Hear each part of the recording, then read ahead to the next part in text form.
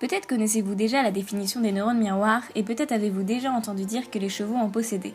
Si vous ne connaissez pas la définition des neurones miroirs, je vous envoie vers cette petite vidéo de 3 minutes expliquant très simplement ce que c'est. Tout simplement, les neurones s'activent aussi bien lorsqu'on exécute une action que lorsqu'on regarde quelqu'un exécuter cette même action. On appelle les neurones qui s'activent comme si on effectuait une action alors qu'on regarde simplement une autre personne l'effectuer, les neurones miroirs. Les neurones miroirs s'activent également lorsqu'on perçoit l'émotion d'une autre personne.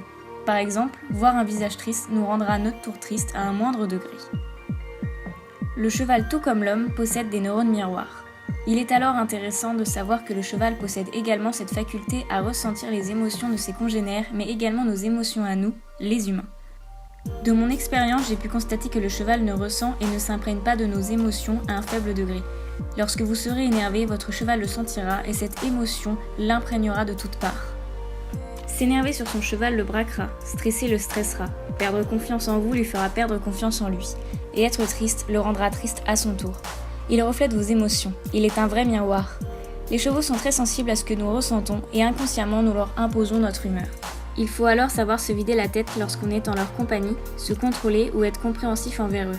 Le cheval ne fait jamais exprès. Il n'a pas la faculté de le faire. S'il est énervé, s'il se braque ou est apeuré, il ne faut pas juste l'engueuler en espérant que ça le remette à sa place entre guillemets.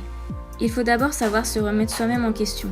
Ces émotions qui l'emparent et qui peuvent vous empêcher de bien travailler de temps en temps peuvent provenir de vous-même, d'autres personnes ou animaux, ou bien d'une toute autre raison qui vous échappe. Je le répète, les chevaux ne font jamais exprès. Ils ne savent tout bonnement pas faire la comédie.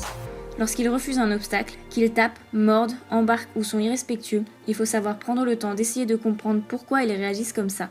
Rien ne sert de les soumettre, de les obliger à faire ce que l'on demande en cachant les vrais problèmes.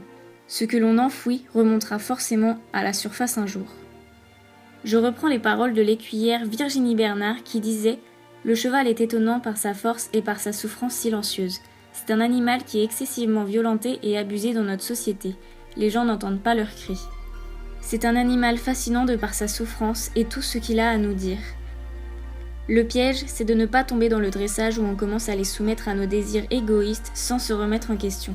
Si on veut vraiment pouvoir les écouter et les comprendre, il va falloir être en perpétuel changement, en perpétuelle remise en question.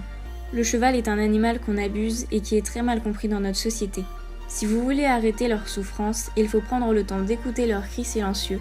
Pensez d'abord à leur bien-être avant de penser à votre sport et n'oubliez pas, ils sont le miroir de vos émotions.